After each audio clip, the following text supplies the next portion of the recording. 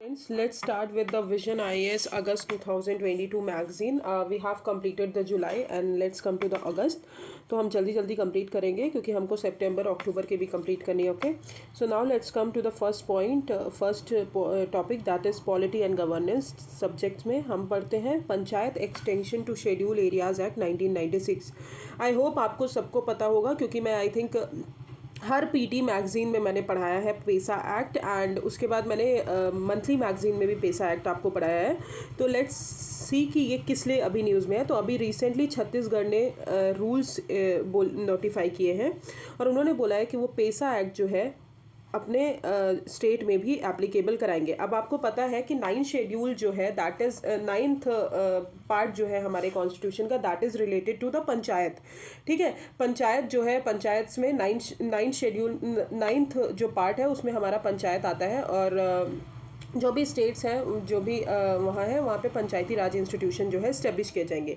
अब कुछ tribal state है जहाँ पे पैसा एक्ट एप्लीकेबल किया जाएगा जो 5th शेड्यूल एरियाज है. अब 5th शेड्यूल एरियाज आपको आयोग पता होगा कि हमको एडमिनिस्ट्रेशन करना है शेड्यूल एरियाज का other than Assam, Mizoram, Tripura and Assam, Mizoram, Tripura and Meghalaya. ठीक है, तो इन 4 स्टेट को छोड़ने के बाद हमको जो है जो अदर स्टेट्स बसते हैं वहाँ पे हमको पैसा एक्ट एप्लीकेबल कराना है. ठीक है, तो अभी ये न्यूज़ में इसलिए है कि विथ पैसा रूल्स अगर नोटिफाई कर दिया तो छत्तीसगढ़ जो है 7th स्टेट बनेगा कंट्री में जो पैसा रूल्स जो है इम्प्लीमेंट करेगा after the Andhra Pradesh, Gujarat, Himachal Pradesh, Maharashtra, Rajasthan and Telangana. अब पैसा एक्ट के बारे में देखते हैं. तो दिलीप भूरिया कमेटी आई थी, उनके रिकमेंडेशन में पैसा एनैक्ट किया गया 1996 में ट्राइबल के एम्पावरमेंट के लिए, उनको मेन स्ट्रीम में लाने के लिए. मिनिस्ट्री ऑफ पंचायती राज जो है ये नोडल एजेंसी है, नोडल मिनिस्ट्री है पैसा एक्ट को इम्प्लीमेंट करने के लिए. और पैसा एक्ट जो है वो constitution with in a constitution है. मतलब पहले पार्ट 9 बना जिसमें हमारा पंचायती राज इंस्टीट्यूशन आया, फिर उसी के अंदर हमने पैसा एक्ट लाया that is constitution with in the constitution. और ये पंचायत जो है शेड्यूल एरियाज तक बढ़ाने के लिए जो है हमने लाया. और ऑफ 10 स्टेट्स में हमने इसको एप्लीकेबल करवाया under article 244 clause 1 red with schedule 5.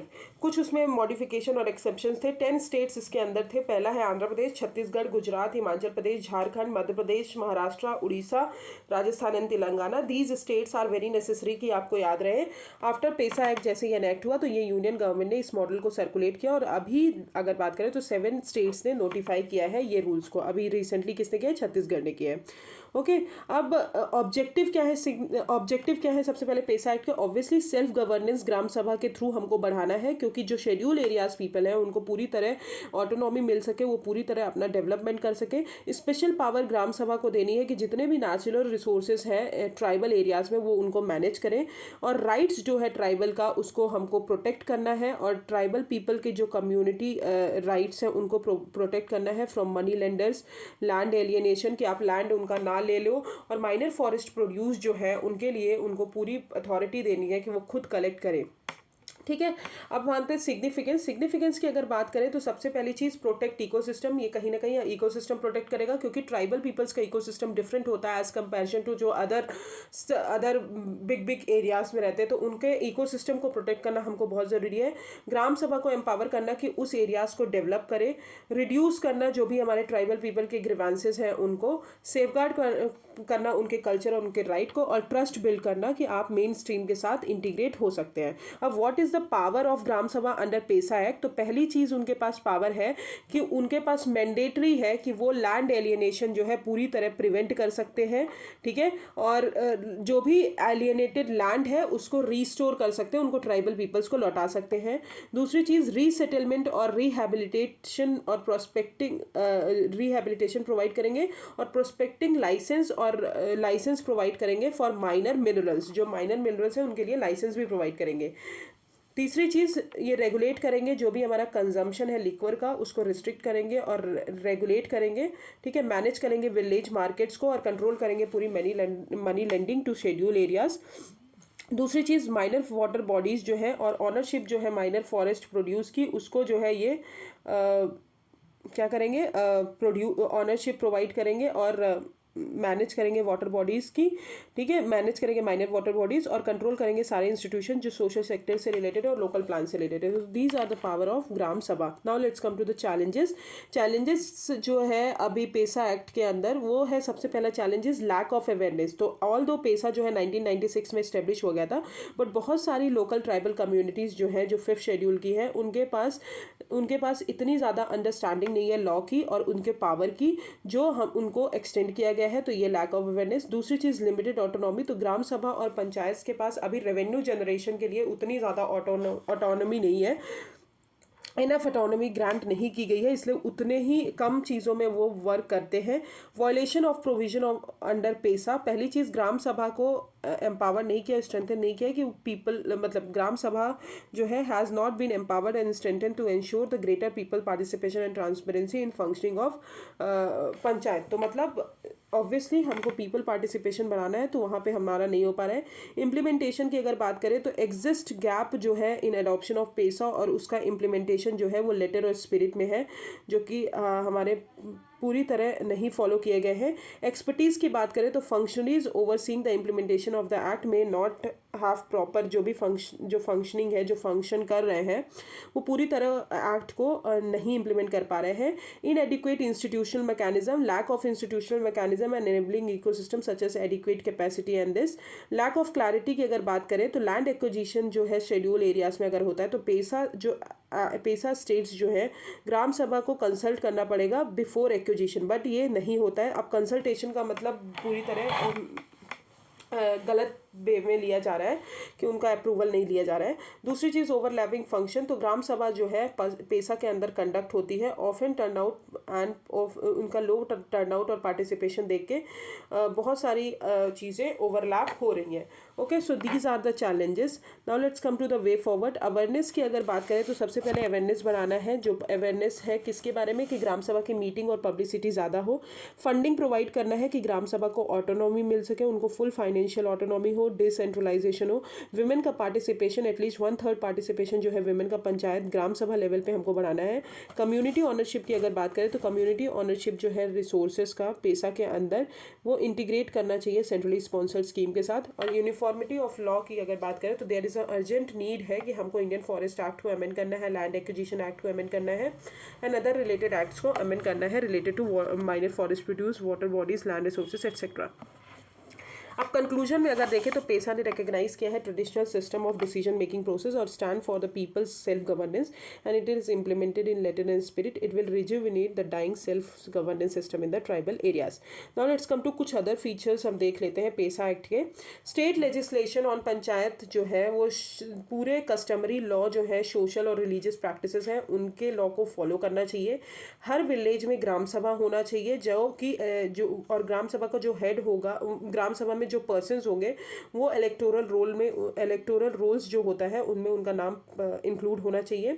हर ग्राम सभा जो है उसको सेफगार्ड करना है और प्रिजर्व करना है ट्राइबल कल्चर को, कस्टम जो है उनके पीपल को, और रिजॉल्व करना है डिस्प्यूट। ग्राम सभा के पास ये भी रोल और रिस्पॉन्सिबिलिटी है कि सारे डेवलपमेंट वर्क जो है उनको अप्रूव करना है। हर पंचायत में रिजर्वेशन ऑफ सीट्स प्रोवाइड करी जाएगी in proportion to community population, with chairperson जो होगा पंचायत का एट ऑल लेवल्स वो एसटी के लिए ही रिजर्व होगा। ठीक है, तो this is the main point of other features of PESA Act. Now let's come to sport governance. तो स्पोर्ट्स गवर्नेंस की अगर बात करें तो अभी कमिटी ऑफ एडमिनिस्ट्रेटर जो है सुप्रीम कोर्ट ने डिसॉल्व कर दी है, मतलब उनको डिसॉल्व कर दिया, मतलब उसको टेम्परेरी के लिए बंद कर दिया है। तो ब्यूरो ऑफ फीफा काउंसिल जो है अभी उन्होंने सस्पेंशन दिया था ऑल इंडिया फुटबॉल फेडरेशन को, तो वो सस्पेंशन अभी उन्होंने लिफ्ट बैक कर दिया है, मतलब वो फिर से वर्किंग में आ गई है all India football federation. More on news में अगर देखें तो कमिटी ऑफ एडमिनिस्ट्रेशन जो है वो सुप्रीम कोर्ट ने अपॉइंट की थी कि AIFF अफेयर्स को मैनेज करना है, मतलब ऑल इंडिया फुटबॉल फेडरेशन को मैनेज करना है एंड अडॉप्ट करना है constitution in line with national sport code and model guidelines. तो डिसोल्यूशन जो है कमिटी ऑफ एडमिनिस्ट्रेटर का वो नेसेसरी कंडीशन थी फ्रॉम फीफा कि मतलब कि हमको AIFF को जो है हमको लिफ्ट बैक करना है, हमको उसका सस्पेंशन जो है हटाना है, as it gives full control on its daily affairs. ठीक है, तो अर्लियर क्या था, फीफा जो थी फीफा ने एफएफ को, ऑल इंडिया फुटबॉल फेडरेशन को सस्पेंड कर दिया था क्योंकि थर्ड पार्टीज़ का इन्वॉल्वमेंट बहुत ज़्यादा था और सीरियस वायलेशन हो रहा था फीफा का स्टेट्यूट्स का।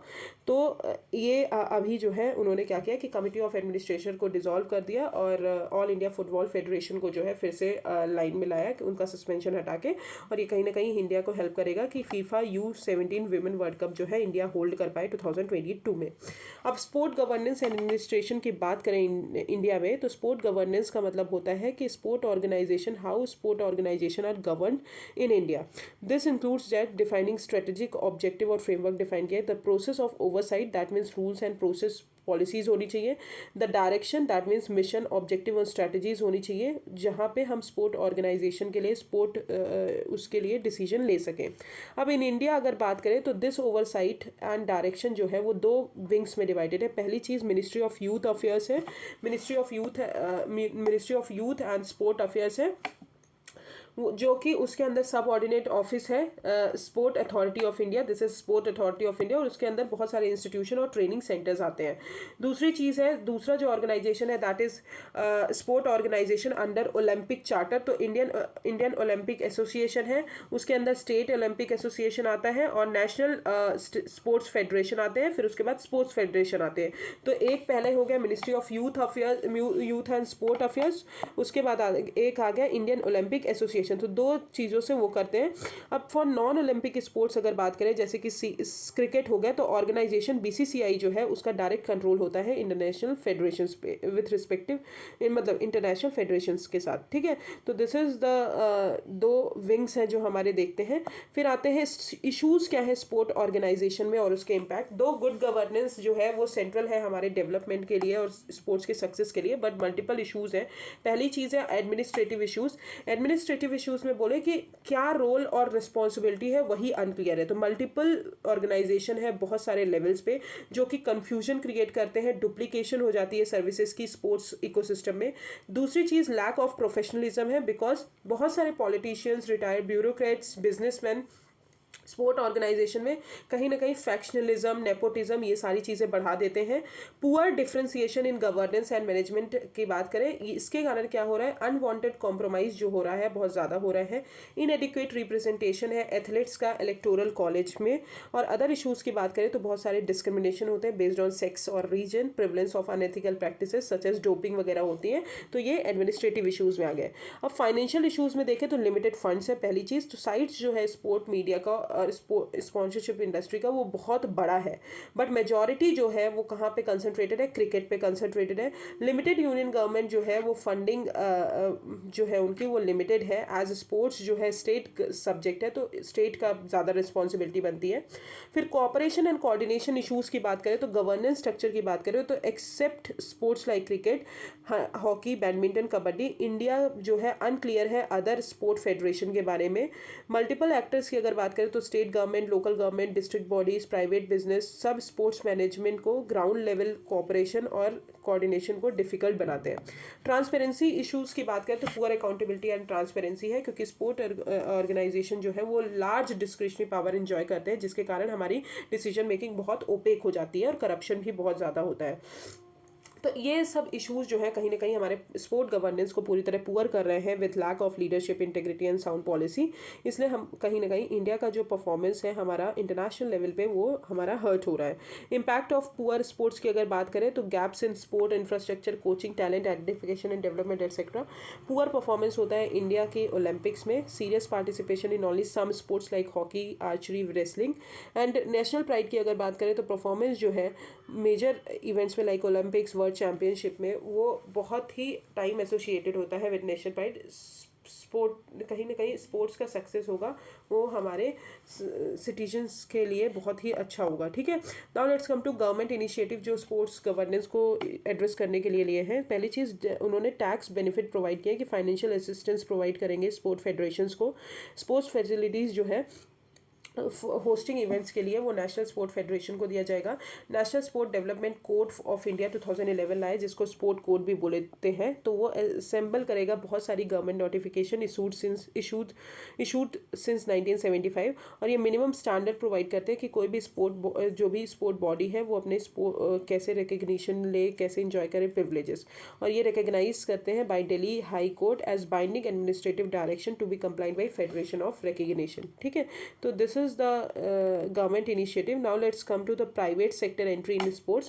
Although इंडिया में न्यू नहीं है, बट ये कहीं ना कहीं मनी फ्लो, प्रोफेशनलिज्म ये ज़्यादा बढ़ा देगा प्राइवेट सेक्टर हमारे अगर स्पोर्ट्स में आ गया। बट प्राइवेट सेक्टर की एक और भी वो है कि वो हर चीज़ प्रॉफिट के लिए करते हैं, तो conflict of interest, illegal betting जो है ज़्यादा बन जाएगा। जैसे कि for example Chennai Super King और राजस्थान रॉयल्स ऑनर्स जो है वो इन्वॉल्व थे इलीगल बेटिंग में। अब आते हैं स्पोर्ट्स कोड की अगर बात करें तो सबसे पहले लीगल स्टेटस, तो ये वॉलेंट्री रजिस्टर्ड बॉडी है, it must be a voluntary registered body, कोई भी प्रॉपर्टी पार्टनरशिप फॉर्म नहीं होनी चाहिए। दूसरी चीज़ इन्होंने बोला है कि स्टेटस और रिकग्निशन की अगर बात करें तो ये मस्ट बी एपेक्स बॉडी होनी चाहिए जो हर स्पोर्ट्स को देखे, रेलिवेंट स्पोर्ट्स को देखे, एंड रिकग्निशन जो है उसको मिलना चाहिए रेलिवेंट इंटरनेशनल और एशियन फेडरेशन और इंडियन ओलंपिक एसोसिएशन से। इंटरनेशनल रिक्वायरमेंट की अगर बात करें तो must have a written constitution, sports code में must have a written constitution, more than 3 years existence होना चाहिए, एंड एफिलिएटेड यूनिट्स जो है इन एटलीस्ट 2 और 3rd स्टेट्स और यूटीज। इलेक्शन की बात करें तो conduct fair, transparent and democratic election. Age and tenure limit की बात करें तो एज एंड टेन्योर लिमिट जो है वो 70 years का होना चाहिए ऑफ ऑल ऑफिस बियरर्स जिनका टेन्योर रेगुलेशन किया जा सके। Example 12 years for president with और without break. Sports person representation की अगर बात करें तो include prominent sports person as a member in the organisation. Office and accounts की बात करें तो it must have an office in Delhi and maintain proper account of all annual financial statement. And others की बात करें तो impartial, transparent, sectional process, regular doping test, all players, सारी चीज़ें ये चीज़ें होनी चाहिए। तो this is the sport code. Now let's come to way forward. तो सबसे पहली चीज़ कि हमको well defined sport legislation बनाना है जो कि हमारे गवर्नेंस एंड मैनेजमेंट है वो चेक कर सके हमारे पूरे स्पोर्ट्स गवर्नेंस, स्पोर्ट्स वाली चीज़ों का। Professional sports governance and administration बढ़ाना है जहाँ पे हमारी एब्यूज़ जो हो रही है पावर की वो कब हो सके, क्वालिफिकेशन बढ़ाना है। डेवलप करना है educational resources on governance, introduce करना है एनफोर्स अकाउंटेबिलिटी करना है, ट्रांसपेरेंसी और रिक्वायरमेंट अडॉप्ट करना है, बॉटम अप अप्रोच जहाँ पे डिस्ट्रिक्ट और स्टेट बॉडीज़ जो है वो अल्टीमेटली हमारे पहले वो ग्रो करे, उसके बाद हमारा अल्टीमेटली नेशनल स्पोर्ट्स गवर्नेंस भी ग्रो करे as a level of pyramid. ठीक है, तो this is the sport governance. Now let's come to personal data protection bill, very important. आपको पता है कि जब हमारा पुट्टू स्वामी केस आया था उसमें right to privacy supreme court ने बोल दिया था कि वो राइट टू लाइफ का पार्ट है, इंटरनल पार्ट है। तो उन्होंने फिर पर्सनल डेटा प्रोटेक्शन बिल बनाया, but personal data protection bill में बहुत ज़्यादा जॉइंट पार्लियामेंट्री कमेटी ने अमेंडमेंट किए, मतलब उन्होंने बहुत सारी चीज़ें सुधार करने के लिए बोला। तो बार बार अमेंडमेंट होने के कारण अभी सेंट्रल गवर्नमेंट ने इसको पूरी तरह विड्रू कर दिया है लोकसभा से। तो जस्टिस पुट्टू स्वामी हमने बता दिया। तो BN श्री कृष्णा ने एक कमेटी फॉर्म की थी, सुप्रीम कोर्ट ने एक कमेटी फॉर्म की थी जहाँ पे उन्होंने ये फ्रेमवर्क लाया। ठीक है, तो अभी इसको नीड क्या थी कि हमको इसको विड्रॉ करना है, तो radical overhaul suggested by JPC। तो in fact significant number of amendments और रिकमेंडेशन करेक्शन जो है JPC ने सजेस्ट किया, जिसके कारण जो है वो न्यू बिल कि वो बेटर बन पाए, बट ये अभी इसलिए ये जो है विड्रॉ किया गया। High compliance cost, because technological industry जो है, अगर हम राइट टू प्राइवेसी मतलब जो हमारा पर्सनल डेटा प्रोटेक्शन बिल लाते हैं तो उसके लिए हमको बहुत ज़्यादा इंफ्रास्ट्रक्चर की ज़रूरत है, जिसका cost implies initial cost implies बहुत ज़्यादा है। तीसरी चीज़ balancing data protection and privacy. As per experts अगर बात करें तो बहुत प्रोविजन जो है बिल के वो such as data localisation, hardware authenticity clauses, वो डेटा प्रोटेक्शन के बियॉन्ड जा रहे हैं। ठीक है, कंसर्न रेज्ड बाय अपोजिशन ने बोला कि कुछ डेटा जो है, आपको पता है डेटा प्रोटेक्शन बिल में बोला गया था कि कुछ डेटा जो है अगर नेशनल सिक्योरिटी को हार्म कर रहा है तो उसको हम रिटेन करेंगे, उसको हम रखेंगे। तो वो जो है बहुत सारे अपोजिशन ने बोला कि ऐसा नहीं हो सकता कि आप रखें और ये सारी चीज़ें। फिर है non aligned with changing technological landscape, this is bought for several other issues such as ethics, AI, ये सारी चीज़ें भी इशूज़ हो गए। फिर concern raised by civil liberties organisation such as bill own by non consensual processing of personal data by the state for providing services और benefit lacked accountability measures for data authority. अब way forward में अगर देखें तो new data protection legislation बहुत ज़्यादा ज़रूरी है, बट उसमें क्रिटिसिज्म भी होंगे जो रेस किया जाएंगे, तो उसको हमको थोड़ा कम देख के चलना है। बेस्ट प्रोविजन और प्रैक्टिसेस बनानी है ग्लोबल एक्सपीरियंसेस के लिए, ग्लोबल एक्सपीरियंस से लेकर सच एज कि जैसे कि GDPR है जो कि यूरोपियन यूनियन का है, वो बहुत ही अच्छा है। वैसे ही अगर हम डेटा प्रोटेक्शन लॉ बनाए तो बहुत अच्छा होगा। और हमको नीड है कि हम इंगेज करें बहुत सारे स्टेक होल्डर्स को, एक्सपर्ट्स को, कि वो हमको इनपुट प्रोवाइड करें रिगार्डिंग लेजिस्लेशन। और न्यू बिल जो है वो कहीं ना कहीं लेवल प्लेइंग फील्ड हमको प्रोवाइड करेगा टू स्मॉल इंडियन स्टार्टअप्स और कंटेंट क्रिएटर्स को। ठीक है, तो this is the way forward. Now let's come to social media censorship and regulation. तो अभी रिसेंटली ये न्यूज़ में इसलिए है कि ट्विटर ग्लोबल ट्रांसपेरेंसी रिपोर्ट आई है, जहाँ पे बोला गया है कि बहुत ज़्यादा इंडिया ने लीगल डिमांड्स की है टू रिमूव जो भी कंटेंट है 2014 से 2020 तक का, उस कंटेंट को ट्विटर से हमको रिमूव करना है। की हाइलाइट्स की अगर बात करें तो इंडिया जो है 4th स्पॉट है, जहाँ पे जो कि जिन्होंने अभी ऑर्डर दिया है 2014 से 2020 तक ब्लॉक करने के लिए। बिटवीन 2014 टू 2020 गवर्नमेंट ने ऑर्डर किया था गूगल की जो भी न्यूमरस पीसेस है, कंटेंट है, सर्च, यूट्यूब, जीमेल और ब्लॉगर पे, उन सबको डिलीट करना। रीज़न यही था कि गवर्नमेंट की क्रिटिसिज्म बहुत ज़्यादा हो रही थी, डिफेमेशन बहुत ज़्यादा हुआ था, एडल्ट कंटेंट बहुत ज़्यादा बढ़ रहे थे, तो इसलिए उन्होंने डेटा को रिड्यूस करने के लिए बोला था। अब नीड क्या है सोशल मीडिया रेगुलेशन के लिए? पहली चीज़, डिसरप्शन जो है सोसाइटी में उसको चेक करने के लिए कहीं ना कहीं हमारे पोलराइजेशन है। एक पोलराइजेशन का मतलब होता है एक सेक्शन ऑफ सोसाइटी कुछ और बोल रही है, दूसरी सेक्शन ऑफ सोसाइटी कुछ और बोल रही है।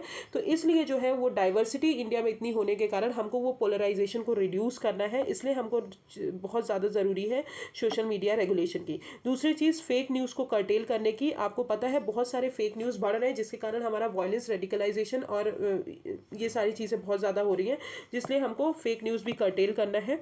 मिनिमाइज करना है जो साइबर स्टॉकिंग हो रहा है। तो प्राइमरी एडवांटेज साइबर स्टॉकर का यही है कि जो वो की एनोनिमिटी जो होती है सोशल मीडिया पे, उस पर डिपेंड करते हैं और वो अलाउ करते हैं कि वो विक्टिम्स की एक्टिविटीज़ को ट्रैक कर सके। तो ये वाली चीज़ें भी हमको बंद करवानी है और हमारी डेमोक्रेसी को प्रिजर्व करना है। तो वर्ल्ड कहीं ना कहीं विटनेस कर रहा है कि वर्स्ट एग्जांपल है डिजिटल प्लेटफॉर्म। ठीक है, इम्पैक्ट जो है डिजिटल प्लेटफॉर्म का वो बहुत वर्स्ट हो रहा है, तो इसलिए हमको डेमोक्रेसी को प्रिजर्व करना है। अब आते हैं एवेल्यूएशन ऑफ रेगुलेशन विया IT एक्ट 2020। तो IT एक्ट के अंदर क्या क्या चीज़ें बताई गई हैं हमको सोशल मीडिया के लिए, तो हम वो देख लेते हैं। तो एक्ट जो है ये होल ऑफ इंडिया में अप्लाई करता है और इसके प्रोविज़न जो है ये अप्लाई होते हैं किसी भी ऑफेंसेस और कॉन्ट्रोवेंशन जो कि भले इंडिया में कमिट किए गए हों या फिर हमारे इंडिया के बाहर कोई भी इररिस्पेक्टिव पर्सन है जिसकी भी नेशनैलिटी कुछ भी है, उसको हमको अप्लाई होगा, उन ऑफेंसेस पे अप्लाई होगा। एक्ट जो है वो लीगल वैलिडिटी प्रोवाइड करता है इलेक्ट्रॉनिक कॉन्ट्रैक्ट्स को, रिकग्निशन प्रोवाइड करता है इलेक्ट्रॉनिक सिग्नेचर्स को, और ये मॉडर्न लेजिस्लेशन कहीं ना कहीं hacking, data theft, spreading of virus, identity theft, defamation, इन सबको क्रिमिनल ऑफेंस बताता है। अब 2008 में एक अमेंडमेंट किया गया है जो कि कॉन्ट्रोवर्शियल अमेंडमेंट था, section 66A into the act, जो कि हमारे अथॉरिटीज़ को पावर देता है कि आप अरेस्ट करो किसी भी एक्यूज्ड को जो भी कंटेंट पोस्ट कर रहे हैं सोशल मीडिया पे जो कि डिफेंसिव है। मतलब कुछ भी डिफेंसिव टर्म, इन्होंने डिफेंसिव टर्म को डिफाइन नहीं किया, बट डिफेंसिव बोल दिया, तो किसी पर्सन को भी आप जो है अरेस्ट कर सकते हो। बट सुप्रीम कोर्ट ने श्रेया सिंगल वर्सेस केस आया था, उन्होंने वहाँ पे इस जो सेक्शन 66 है एक्ट का, उसको विड्रॉ किया और उसको बोला अनकॉन्स्टिट्यूशनल है, और क्योंकि वो article 19 freedom of speech and expression को वायलेट कर रहा है। डेटा प्राइवेसी रूल्स जो है वो इंट्रोड्यूस किए गए इन द एक्ट इन 2011, और ये रूल्स जो है वो रिक्वायर है कि फर्म्स जो है वो रिटन परमिशन ले from customers before collecting and using their personal data. Okay, फिर एथिक्स कोड बनाया गया, तो ये था IT एक्ट के अंदर। अब propose draft amendment to the IT rules अगर देखा जाए तो पहली चीज़, ऑब्लिगेशन जो है इंटरमीडियरीज पे क्या रखी गई है, तो 2021 रूल्स जो है वो बोल रहा है कि इंटरमीडियरी को पब्लिश करना है rules and regulation, privacy policy और यूज़र एग्रीमेंट फॉर एक्सेस और usage of its services, expedition removal of prohibited content. 2021 rules ये बोल रहा है कि इंटरमीडियरीज जो है जो कि कंप्लेंट लिख रहे हैं विद इन 24 आवर्स उनको जो रूल्स अगर वायलेट हो रहा है तो विद इन 24 आवर डिस्पोज करना है complaint with in 15 days. Appeal mechanism against decisions of grievance officer, तो 2021 रूल्स बोल रहा है कि इंटरमीडियरीज जो है वो डेजिग्नेट करें ग्रीवांस ऑफिसर को कि आप जो कंप्लेंट्स हैं, रूल्स अगर वायलेट हो रहे हैं उनके रिगार्डिंग जो कंप्लेंट्स आ रही है उसको हैंडल करें। ग्रीवांस अपीलिएट कमेटी जो है वो फॉर्म की जाएगी, जो कि सेंट्रल गवर्नमेंट फॉर्म करेगी और जो अपील हियर करेगी against the decision of grievance officers. अब आते हैं इश्यूज क्या है जो अमेंडमेंट ड्राफ्ट है। तो online ground for restricting online content are broad and may affect freedom of speech. Obviously क्योंकि अगर कुछ लोग कुछ भी बोल रहे हैं, कुछ ऐसा भी बोल रहे हैं जो सही है, तो उसके लिए फ्रीडम ऑफ स्पीच उनकी अफेक्ट हो जाएगी। दूसरी चीज़, to enable the identification of first originator, की पहली चीज़ ओरिजिनेटर जो है उसको आइडेंटिफाई करना, ना कि हमको बाकी लोगों को आइडेंटिफाई करना। और कोई भी प्रोसीजरल सेफगार्ड नहीं है जहाँ पे हम रिक्वेस्ट करें इंफॉर्मेशन के लिए under the possession of intermediaries. अब आते हैं इम्प्लीमेंटिंग चैलेंजेस। पहली चीज़ सब्जेक्टिविटी, तो सेंसरशिप का कोई भी ऑब्जेक्टिव बाउंड्री नहीं है, वो पूरी तरह मोरालिटी और डिसेंसेंसी पे बना हुआ है, तो इसलिए जो है इसमें बहुत ज़्यादा सब्जेक्टिविटी है। Potential for misuse, over regulation and abuse, censorship कहीं ना कहीं वो स्टेट को मोटिवेट करता है by politician gains and opportunity and means to control the ideas and expression of citizens. ठीक है, ineffective in certain cases, censor material जो है उसकी टेंडेंसी है कि वो अपना कहीं ना कहीं सोसाइटी पे जगह बना ही लेता है थ्रू अंडरग्राउंड चैनल, तो ये कहीं ना कहीं वाइड स्प्रेड क्यूरियोसिटी जो है बढ़ सकती है। अब आते हैं वे फॉरवर्ड, तो एनकरेज करना है हमको सेल्फ रेगुलेशन, पहली चीज़, both in house and industry wide depending on the function. ठीक है, दूसरी चीज़ लॉस जो है उनको कोडिफाई करना है, उनको जिसके कारण हमारा सर्टेनिटी आ जाएगी गवर्निंग लॉस में, और वो हेल्प करेंगे कि हमारे जो क्रिएटर्स हैं, सिटीजन्स का फियर है, हम उसको ठीक से हैंडल कर पाए। Sorry, limiting the extent of censoring power of the state to prevent an abuse and overuse of power, and regulatory bodies को अलाउ करना है कि वो अपने डिसीजंस जो है इंडिपेंडेंटली ले। अडॉप्ट करना है प्रोएक्टिव और नॉन प्यूनिटिव स्टेप्स जो हेट स्पीच को एड्रेस कर सके, और प्रमोट करना है professionalism education in media. Okay, so this is the censorship. Now let's come to news in short. तो पार्लियामेंट्री प्रिविलेजेस, तो अभी पार्लियामेंट्री प्रिविलेजेस आपको पता है under article 105 and under article 194 जो स्पेशल प्रिविलेजेस हैं कुछ वो हमारे पार्लियामेंट की उसमें इन आर्टिकल्स में आती हैं। अब कुछ प्रिविलेजेस जो है एमपीज इंजॉय कर रहे थे, तो राज्यसभा चेयरमैन ने बोला है कि एमपी को कोई भी ऐसी प्रिविलेजेस नहीं है, कोई भी ऐसी इम्यूनिटी नहीं है जो इंजॉय करे from arrest in criminal cases. जब हाउस जो है सेशन में हो, तो क्रिमिनल केसेस में अगर वो अरेस्ट हो तो उनको कोई भी इम्यूनिटी नहीं प्रोवाइड की जाएगी, और मतलब एमपीज डू नॉट कोई भी इम्यूनिटी इंजॉय नहीं करते हैं। अब पार्लियामेंट्री प्रिविलेजेस क्या होते हैं? पार्लियामेंट्री प्रिविलेजेस वो होते हैं, कुछ राइट्स होते हैं, इम्यूनिटीज़ होते हैं जो मेंबर ऑफ पार्लियामेंट इंडिविजुअली और कलेक्टिवली इंजॉय करते हैं। ठीक है, और ये राइट्स जो है ये उन इंडिविजुअल्स को दिया जाता है जो हमारे पार्लियामेंट में बोल सकते हैं और पार्टिसिपेट कर सकते हैं किसी भी कमेटी पार्लियामेंट के, तो ये अटॉर्नी जनरल और यूनियन मिनिस्टर्स को दिया जाता है। जब ये राइट और इम्यूनिटीज़ जो है डिसगार्ड करते हैं, मतलब उसको फॉलो नहीं करते, तो ऑफेंस जो है उसको हम बोलते हैं ब्रीच ऑफ प्रिविलेजेस, और वो पनिशेबल है under the law of parliament. अब one of the privileges is that कि मेंबर जो है पार्लियामेंट के वो अरेस्ट नहीं कर सकते अगर 40 डेज के पहले और 40 डेज के बाद, जब सेशन अगर आया तो सेशन के 40 डेज पहले और सेशन के 40 डेज बाद तक आप अरेस्ट नहीं कर सकते हैं, उसके बाद जो है आप अरेस्ट कर सकते हैं। पार्लियामेंट टिल नाउ अभी तक कोई स्पेशल लॉ नहीं बनाया है जो एग्जिस्टिवली इसको डिफाइन कर सके, बट कुछ चीज़ें जो है प्रेजेंट है। अब हम आते हैं 14th vice president of India. तो अभी जगदीप धनकर जो है वो 14th वाइस प्रेसिडेंट बने हैं, और वाइस प्रेसिडेंट आपको पता है सेकंड हाईएस्ट कॉन्स्टिट्यूशनल पोस्ट है जो कि आर्टिकल 63 के अंदर आती है। वो इलेक्ट किससे होंगे? इनडायरेक्ट इलेक्शन से इलेक्ट होते हैं, और जो कौन पार्टिसिपेट करता है? जो हमारे पार्लियामेंट के लोकसभा एंड राज्यसभा के मेंबर हैं वो पार्टिसिपेट करते हैं। इनका टर्म 5 ईयर्स होता है, और रिमूव्ड बिफोर, जैसे 5 साल के पहले भी रिमूव किए जा सकते हैं, और ये एक्स ऑफिशियल चेयरमैन होते हैं हमारे राज्यसभा के। हम आते हैं इलेक्टोरल बॉर्ड्स। ये भी हम बहुत बार पढ़ चुके हैं कि डेटा आया है स्टेट बैंक ऑफ इंडिया से कि उन्होंने बताया कि सिंस 2018 पॉलिटिकल पार्टीज ने कम से कम 10,000 करोड़ से ज़्यादा जो है इलेक्टोरल बॉन्ड से कलेक्ट किया है। अब यूनियन बजट 2017-18 में इंट्रोड्यूस किया था। इलेक्टोरल बॉन्ड क्या है? इंटरेस्ट फ्री बियरर इंस्ट्रूमेंट है जो कि हमारे फंडिंग सिस्टम है पॉलिटिकल पार्टीज की, उसको क्लीन करते हैं हमारे यहाँ पे। रेशनल यही है कि लिमिटेड यूज़ हो, जो हो कैश का, जो पॉलिटिकल पार्टीज यूज़ करते हैं उनका लिमिटेड फंडिंग हो, फ्रॉडुलेंट जो प्रैक्टिस होती है, जो फ्रॉडुलेंट हम इलीगल बेसिस पे पैसे ट्रांसफ़र करते हैं पॉलिटिकल पार्टीज़ को, वो ख़त्म हो जाए इन सब चीज़ों को। तो इलेक्टोरल बॉन्ड्स जो है वो वैलिड होता है 15 डेज़ के लिए, और कोई भी सिटीजन जो है और जो भी इंडिया में इनकॉर्पोरेटेड कंपनी है वो मतलब एंटिटीज़ हैं वो परचेस कर सकती हैं, और सोल्ड होता है मल्टीपल बेसिस पे 1000, 10,000, 1 लाख ऐसे। और एसबीआई जो है ओनली बैंक है जो ऑथराइज्ड है इस चीज़ के लिए कि इनको सेल करेगी। एलिजिबिलिटी अगर बात करें कौन सी पॉलिटिकल पार्टीज इसके अंदर एलिजिबल है, तो रजिस्टर्ड पॉलिटिकल पार्टीज जो है जिन्होंने लास्ट लोकसभा में एटलीस्ट 1% वोट्स जो है सिक्योर किया हो इन जनरल असेंबली और असेंबली इलेक्शन में, तो वही पार्टीज एलिजिबल हैं। अब बायर्स जो है बॉन्ड के, उनको अपना फुल केवाईसी डिटेल सबमिट करना पड़ेगा जब वो इलेक्टोरल बॉन्ड खरीद रहे हैं। But the beneficiary political parties जिसको वो वोट दे रहे हैं उनको जो है अपनी आइडेंटिटी को रिवील करने की ज़रूरत नहीं है।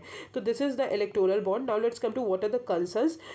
तो सबसे पहले एनोनिमस डोनेशन जो है वो कहीं ना कहीं प्रिंसिपल जो है फ्री एंड फेयर इलेक्शन का कॉम्प्रोमाइज़ करता है, अलाउ करता है पॉसिबिलिटी ऑफ कॉर्पोरेट कि वो मिसयूज़ कर सके। And it removes limits on the companies पे, जो लिमिट्स थी फंडिंग की उसको रिमूव कर दिए हैं। Lack of level playing field in the terms of political funding as it restrict the benefit of electoral bonds and only to a few political parties. अब आते हैं Jammu and Kashmir electoral roll, not so important, बस आप पढ़ लीजिए। तो Jammu and Kashmir chief electoral officer है, उन्होंने कुछ रूल्स अलाउ किए है दैट एनीवन जो ऑर्डिनरी हमारे यहाँ रह रहे हैं जम्मू एंड कश्मीर में, उसको अपॉर्चुनिटी है कि वो वोटर की लिस्ट में एनलिस्ट कर पाए इन जम्मू एंड कश्मीर में in accordance with the provision of representation of people act 1951। अब इलेक्टोरल रोल जो है वो लास्ट रिवाइज हुआ था जम्मू एंड कश्मीर का 2019 में, जो कि नल एंड वॉइड किया गया after the abrogation of article 370। फिर under Jammu and Kashmir representation of people act 1957 only permanent resident जो है वही एलिजिबल थे वोट के लिए। अब आरपीए 1951 जो है अभी डिटरमाइन किया कि conduct of election Jammu and Kashmir में, और आर्टिकल 370 जैसे स्क्रैप्ट हुआ तो there are single electoral roll now for assembly and parliamentary polls. अब ऑर्डिनरी रेसिडेंट जो है वो डिटरमाइन कौन करेगा, electoral registration officer of a constituency जो है वो डिटरमाइन करेंगे।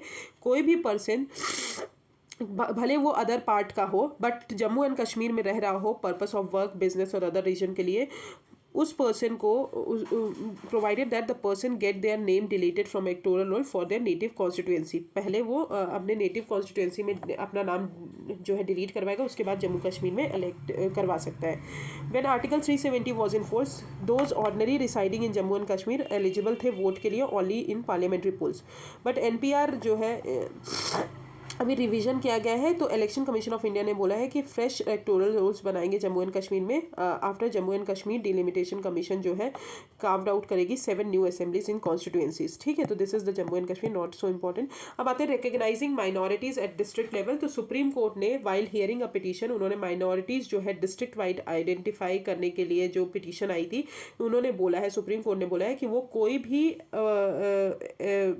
इन टाइप की प्रेयर्स जो है उसको एंटरटेन नहीं करेंगे जो कि which hold that such identification must be carried out at state level. ठीक है, क्योंकि वो स्टेट लेवल पे हो रही तो डिस्ट्रिक्ट वाइज पे हम नहीं करेंगे।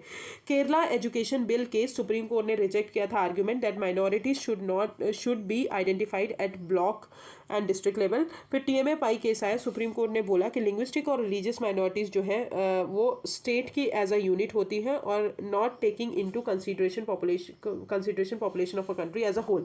तो माइनॉरिटी स्टेटस की अगर बात करें तो कॉन्स्टिट्यूशन ने अभी तक माइनॉरिटी वर्ड को डिफाइन नहीं किया है और उन्होंने सिर्फ माइनॉरिटी रिफर किया है। आर्टिकल 29 और 30 में माइनॉरिटीज़ के लिए राइट्स प्रोवाइड किए हैं, और आर्टिकल 350B में special officer for linguistic minorities जो है हमारा मेंशन है। हाउएवर अगर बात करें तो सेंटर जो है national Commission for minorities act 1992 use करके उन्होंने 6 माइनॉरिटी कम्युनिटी को डिक्लेयर किया है। पहली Muslim, Christian, Sikhs, Buddhist, Jains and ज़ोरोआस्ट्रियंस।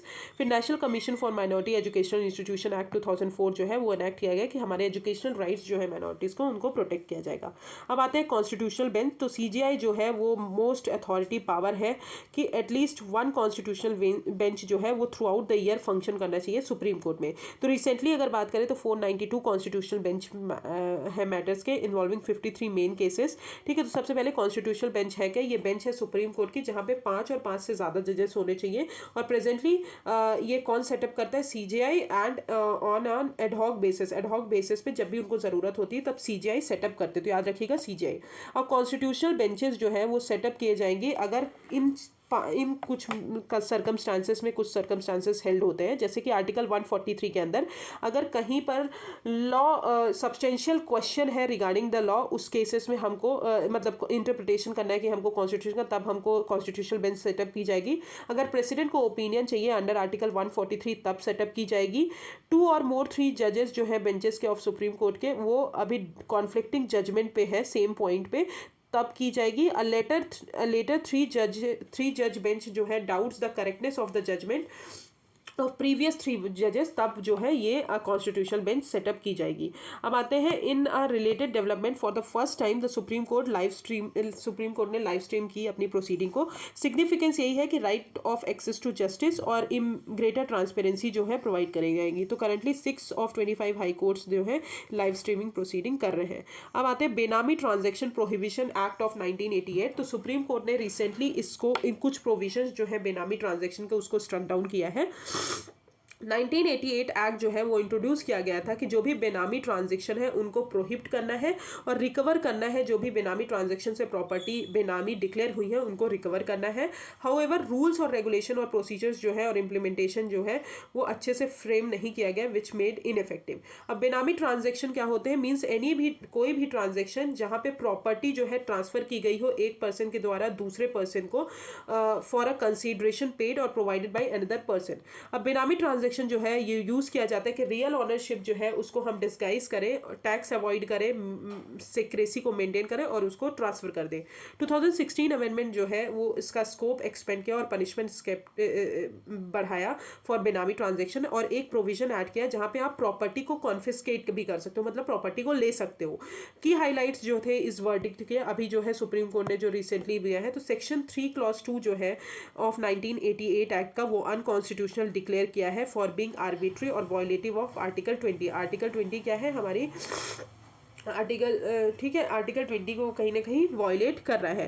प्यूनिटी provision जो है 2016 एक्ट अमेंडमेंट में under section 5 shall not be applied retrospectively. तो पहले क्या था, प्यूनिटी प्रोविजंस जो थे वो हमारे रेस्ट्रोस्पेक्टिवली, मतलब जैसे मान लीजिए एक्ट आया उसके पहले से अप्लाई हो रहे हैं, तो रेट्रोस्पेक्टिवली जो है अप्लाई नहीं किया जाएगा। Section 5 of 2016 amendment act allows confiscation of property which is a subject matter of बेनामी ट्रांजेक्शन। अब प्रोसिक्यूशन और कॉन्फिस्केशन प्रोसीडिंग जो है वो उसको भी उन्होंने पूरी तरह बंद कर दी है, मतलब पूरी तरह, मतलब सुप्रीम कोर्ट ने बोला कि उसको बंद करेंगे। तो दिस इज रिलेटेड टू बेनामी transaction act 1988। Okay, so this is the end of polity part. I will start international relation tomorrow. Thank you so much. If you have any problem just comment me on the comment section. Thank you.